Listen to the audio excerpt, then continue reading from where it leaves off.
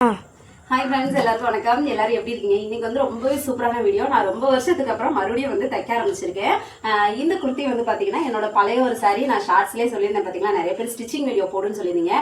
ரொம்ப வருஷத்துக்கு அப்புறம் குர்த்தி தைச்சேன். அது வந்து தைக்க நான் ஆரம்பிச்சது வந்து தப்பு இல்லை. பட் எடுத்தோடனே இந்த சாரி வந்து எப்படி இருந்துச்சுன்னா ரொம்ப ஒரு மாதிரி விழுவிழுன்னு ஓடிச்சு. நான் தொட்டாலே ஓடிக்கிட்டு இருந்துச்சு. அதனால வெட்டுறதுக்கு வைக்கிறதுக்கு ரொம்ப கஷ்டமாகி கொத்தி கொதறி வெளியே பாக்குறதுக்கு அவுட்புட் வேணா நல்லா இருக்கலாம், உள்ள கொத்தி கொதறி வச்சிருக்கேன். ஸோ அதனால நான் வந்து வீடியோ எடுத்திருந்தேன், பட் அதை அப்லோட் பண்ற அளவுக்கு இல்லை, சாரி. பட் இந்த சாரீ வந்து ஆஃபர்ல வந்து 100 rupees அப்படின்னு சொல்லிட்டு 2 சாரீ எடுத்துட்டு வந்தேன். பொண்ணுல வந்து என் பொண்ணுக்கு வந்து ஒரு சூப்பரான அம்பர்லா ஸ்லீவ் வச்சு 3 பேனல் கட் வச்சு ஒரு சூப்பரான ஒரு ஃப்ராக் தச்சினேன். நான் வந்து இதுக்கு முன்னாடி வந்து இந்த அம்மா பொண்ணு காம்போல வந்து ட்ரெஸ் தச்சதே இல்லை. சரி, இந்த தடவை ஃபர்ஸ்ட் டைம் தைக்கலாமேன்னு சொல்லிட்டு ஆஃபர்ல தானே கிடைக்குதுன்னு சொல்லிட்டு 2 சாரீ எடுத்துட்டு இருந்தேன். ஒன்ல என் பொண்ணுக்கு ஃப்ராக் தச்சிருந்தேன். அந்த வீடியோ தான் இதுல பார்க்க போறோம். இந்த குர்த்தி வந்து நிறைய பேர் கேட்பீங்க. சாரி, இதே மாதிரியே குர்த்தி தான் அடுத்து இந்த சாரீல வந்து தைக்க போறேன். ஸோ நான் அடுத்த வீடியோல கண்டிப்பா அப்லோட் பண்றேன். இப்போ வந்து என் பொண்ணோட அந்த சூப்பரான ஃப்ராக் எப்படி தைக்கிறது அப்படின்னு சொல்லிட்டு சிம்பிளா, இதுக்கு முன்னாடி நான் வந்து எப்பயுமே அளவு ட்ரெஸ் வச்சுதான் நான் வந்து மார்க் பண்ணி கட் பண்ணி தைப்பேன். பட் இந்த தடவை நானா ஃபுல் அண்ட் ஃபுல் அளவெடுத்து செம்ம சூப்பரா சிங்கிள் டேக்ல, அதாவது என்ன சொல்றது, எப்பயுமே இந்த பிரிச்சு பிரிச்சு தப்போம்னா அந்த மாதிரிலாம் இல்லாம ஒரே தடவையில சூப்பரா முடிச்சிட்டேன். அதுல வந்து ஒரு சின்ன சின்ன என்ன சொல்றது நுணுக்கங்கள், பெரிய பெரிய டெய்லர்லாம் பாத்தீங்கன்னா கொஞ்சம் கட்டிங் அதெல்லாம் கொஞ்சம் ரிஸ்க் எடுக்கிற மாதிரி சொல்லுவாங்க. பட் நான் அந்த மாதிரிலாம் இல்லை, ஏன்னா நம்ம ப்ரொஃபஷனல் கிடையாதா. அதனால நமக்கு ஏத்த மாதிரி சிம்பிளா ஒரு கட்டிங் ஒரு ஸ்டிச்சிங் எல்லாத்தையுமே சிம்பிளா எப்படி வெட்டுறது அப்படின்னு சொல்லிட்டு இந்த வீடியோல பார்க்கலாம். வாங்க வீடியோக்குள்ள போலாம். இன்றைக்கி நான் எடுத்திருக்க சாரியும் சரி, அதுக்கான லைனிங் ஃபேப்ரிக்கும் சரி, ரெண்டுமே வந்து இந்த கிரேப் சில்க் தான் எடுத்திருக்கேன். ஃபஸ்ட்டு அந்த லைனிங் எடுத்து அதில் நம்ம கட்டிங் போட்டுக்கலாம். அதை வந்து இந்த மாதிரி 4ஆக மடித்து எடுத்துக்கணும். 4ஆக மடித்து எடுத்துகிட்டு நான் வந்து டாப் வந்து எவ்வளோ எடுத்திருக்கேன்னு பார்த்தீங்கன்னா 10 inch எடுத்திருக்கேன். அப்புறம் ஷோல்டர் வந்து நம்மளுக்கு பெரிய ஆளுக்காக இருந்தால் 6 வைப்போம். இது வந்து பசங்களுக்குன்றதுனால 5 வச்சா போதும். பட் நான் அந்த பேனல் கட் பண்ணணுன்றதுக்காக 5.5 inch வச்சுருக்கேன். அதில் பாதி 2.5 inch வந்து நம்ம நெக்குக்கு எடுப்போம்.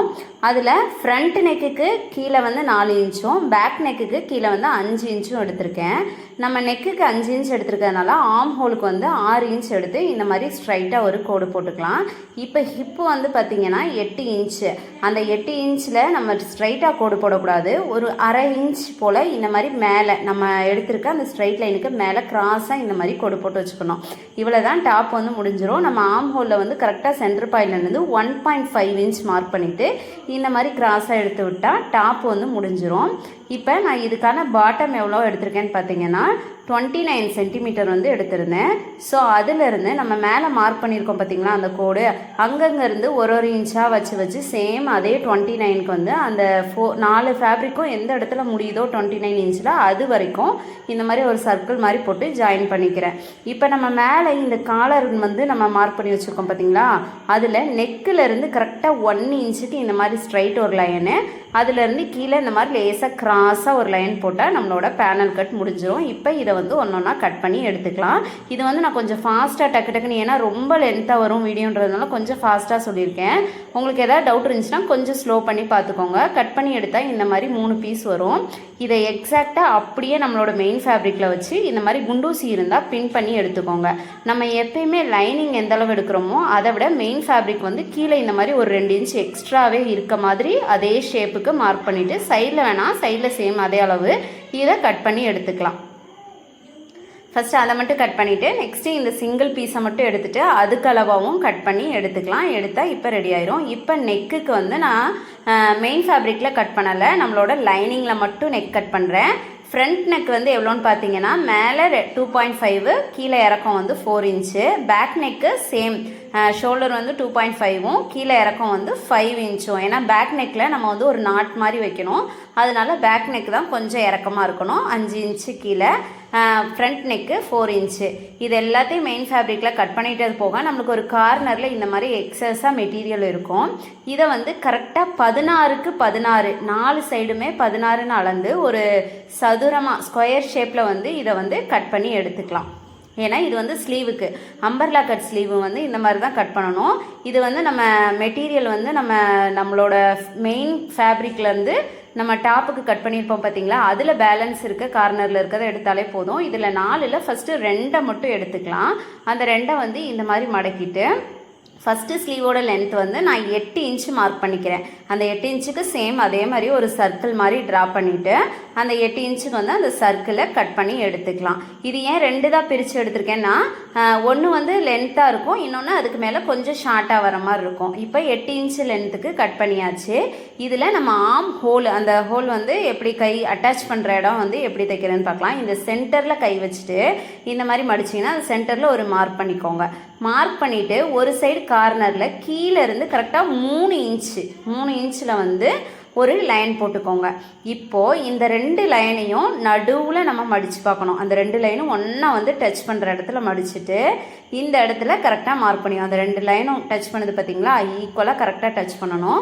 அந்த இடத்துல ஒரு மார்க் பண்ணிவிட்டு இந்த சைடில் வந்து 2 இன்ச்சு, ஃபஸ்ட்டு 3 இன்ச் எடுத்தோம், இந்த தடவை 2 இன்ச்சு. கொஞ்சம் ஸ்லோ பண்ணி கூட பாருங்கள், கன்ஃபியூஸ் பண்ணிக்காதீங்க. அதுக்கப்புறம் இந்த இடத்துல ஒரு சின்ன சர்க்கிள் மாதிரி ட்ரா பண்ணிவிட்டு அந்த சின்ன சர்க்கிளை வந்து கட் பண்ணி எடுத்துக்கலாம். இதை கட் பண்ணி எடுத்துட்டு இப்போ அந்த சென்டர் இடம் இருக்குது பார்த்திங்களா, அதுலேருந்து மேலேருந்து ஒரு 1/2 இன்ச்சுக்கு வந்து கோடு போட்டு லைட்டாக இந்த மாதிரி அதையும் மார்க் பண்ணி கொண்டு வந்து இந்த இடத்துல ஜாயின் பண்ணிவிட்டு அதையும் கட் பண்ணிவிட்டு கீழேயும் இந்த ஆர்ம் ஹோல் வந்து இந்த கீழே சின்ன சைஸையும் ஓப்பன் பண்ணி விட்டுக்கலாம். அவ்வளோதான், நமக்கு பெரிய ஸ்லீவ் வந்து ரெடி ஆயிருச்சு. நெக்ஸ்ட்டு இதுக்கு மேலே வச்சு தைக்கிறதுக்கு நமக்கு வந்து சின்ன ஸ்லீவ் ஒன்று தேவை. 2 லேயராக வச்சு தைக்க போகிறோம். ஸோ சின்ன ஸ்லீவுக்கு மிச்சம் பேலன்ஸ் 2 துணி எடுத்து வச்சுருந்தோம் பார்த்தீங்களா, இதில் வந்து சின்ன ஸ்லீவுக்கு 6.5 இன்ச் எடுத்திருக்கேன். 6.5 இன்ச்சுக்கு ஒரு சர்க்கிள் ட்ரா பண்ணிக்கலாம். ட்ரா பண்ணிவிட்டு அந்த சர்க்கிள் கிளாத்தை வெட்டி எடுத்துகிட்டு சேம் டிட்டோ நம்ம பெரிய ஸ்லீவுக்கு எப்படி சென்டரில் மார்க் பண்ணி அந்த 2 இன்ச்சுக்கு மார்க் பண்ணி கட் பண்ணி எடுத்தோமோ அதே மாதிரி எடுத்திங்கன்னா ஆர்ம் ஹோல் செம்மையாக வந்துடும். இப்படி தான் ஒன்று மேலே ஒன்றா வச்சு தைக்க போகிறோம். அவ்வளோதான், கட்டிங் முடிஞ்சு. இப்போ ஸ்டிச்சிங் பார்க்கலாம். நம்ம ஃபஸ்ட்டு லைனிங்கு, மெயின் ஃபேப்ரிக் இது எல்லாத்தையுமே தனித்தனியாக நம்ம கட் பண்ணி வச்சுருக்க 3 பீஸையும் ஜாயின் பண்ணி இந்த மாதிரி எடுத்து வச்சுக்கலாம். அதுக்கப்புறம் நெக்ஸ்ட்டு வந்து நம்ம நெக் பேட்டர்ன் தான் தைக்க போகிறோம். இந்த மாதிரி குண்டூசி இருந்தால் யூஸ் பண்ணி குத்தி வச்சுட்டு தைங்க. அப்போ வந்து நெக் பேட்டர்ன் வந்து எக்ஸாக்டாக கரெக்டாக அதே மாதிரி விழுகும். ஃபஸ்ட்டு அந்த 2 பீஸையுமே தனித்தனியாக ஜாயின் பண்ணிவிட்டு நெக்கு வந்து கட் பண்ணி தைச்சிக்கலாம். பானைக்கு வந்து ரொம்பவே சிம்பிள். அந்த கார்னரில் மட்டும் லைட்டாக அந்த மாதிரி கட் பண்ணி விட்டுட்டு நம்ம வந்து அந்த மெயின் ஃபேப்ரிக்கையும் அதையும் வந்து இந்த மாதிரி திருப்பி போட்டு எடுத்தாலே வந்து பானைக்கு வந்து சூப்பராகவே வந்துடும். இதுக்கு மேலே வந்து இந்த பதிவு தையல் மாதிரி போட்டுட்டு ஒரு 2-3 தையல் போட்டுக்கோங்க. ஃப்ரண்ட் நெக்குக்கு வந்து ஒரு 1/2 இன்ச்சு ஒரு 1/4 இன்ச்சு போல் கேப் போட்டு ஒரு 3 லேயராக அந்த தையல்லாம் போடுங்களேன். பார்க்குறதுக்கு செம்ம நீட்டாக லுக்காக அழகாக இருக்கும். நான் வந்து ஃப்ரண்ட் நெக்குக்கு வந்து 3 ஸ்டிச்சு தான் போட்டிருந்தேன். ஃபஸ்ட்டு அந்த கார்னர் ஒட்டி ஒரு ஸ்டிச்சு, அதுக்கப்புறம் ஒரு 1/4 இன்ச்சு, அதுக்கப்புறம் ஒரு 1/4 இன்ச்சு, அந்த மாதிரி வந்து 3 ஸ்டிச் போட்டு எடுத்துக்கிட்டேன். இப்போ நம்ம வந்து பேக் நெக்குக்கு தைக்கிறதுக்கு முன்னாடி இந்த மாதிரி ஒரு 2 நாட் வந்து ரெடி பண்ணி வச்சுக்கோங்க. ஒரு 15லேருந்து 20 சென்டிமீட்டர் லென்த்துக்கு ஒரு நாட்டு வந்து ஒரு 2 இன்ச் அகலத்தில் இருக்க மாதிரி ரெடி பண்ணிவிட்டு இப்போ நம்மளோட மெயின் ஃபேப்ரிக் அதுக்கப்புறம் இந்த லைனிங் இது 2க்கும் நடுவில் இதை வச்சு தையல் போடணும். அப்போ தான் நம்ம எக்ஸ்ட்ரா நம்ம வெளியே அதை வந்து அட்டாச் பண்ணுற மாதிரி தெரியாமல் நீட்டாக இருக்கும் லுக்கு. 2க்கும் நடுவில் வச்சு ஃபஸ்ட்டு நம்ம அந்த பதிவு தையல் போடுவோம் தெரியுங்களா, அந்த தையலை போட்டுட்டு அந்த எக்ஸஸான கிளாத்தெல்லாம் கட் பண்ணிவிட்டு அந்த கார்னர்லாம் கட் பண்ணிவிட்டு நம்ம இந்த கிளாத்தை வந்து திருப்பி விடும்போது செம்ம நீட்டாக நம்ம உள்ளே வந்து இந்த இதை அட்டாச் பண்ணியிருக்கதே தெரியாத அளவுக்கு சூப்பராக வந்துடும். இப்போ இதுக்கு மேலே ஒரு 2 லேயராக நம்ம அந்த பதிவு தையல் போட்டோம்னா சூப்பராக நெக் பேட்டர்ன் எல்லாமே முடிஞ்சு. இனி கீழே வந்து நம்ம லைனிங்கையும் நம்ம மெயின் ஃபேப்ரிக்கையும் தனித்தனியாக மடக்கி தைச்சிக்கணும். ஒன்றா தைக்கக்கூடாது, ஏன்னா ஈக்குவல் லென்த் இருக்காது. தனித்தனியாக மடக்கி தைச்சிக்கோங்க. அதுக்கப்புறம் ஷோல்டர் வந்து அட்டாச் பண்ணுறது தான். நிறைய ஸ்டிச்சிங் நான் காமிக்கலை, ஏன்னா தைக்கிறது வந்து ரொம்ப சிம்பிள் தானே. அதுக்கப்புறம் ஃபைனலாக இந்த ஸ்லீவ் வந்து வச்சு அட்டாச் பண்ணி தைச்சிருக்கேன். இந்த ஸ்லீவில் வந்து கீழே வந்து நான் மடிச்சு அடிக்கலை, ஏன்னா மடிச்சு அடித்தா அது வந்து ஒரு மாதிரி இருக்கும்.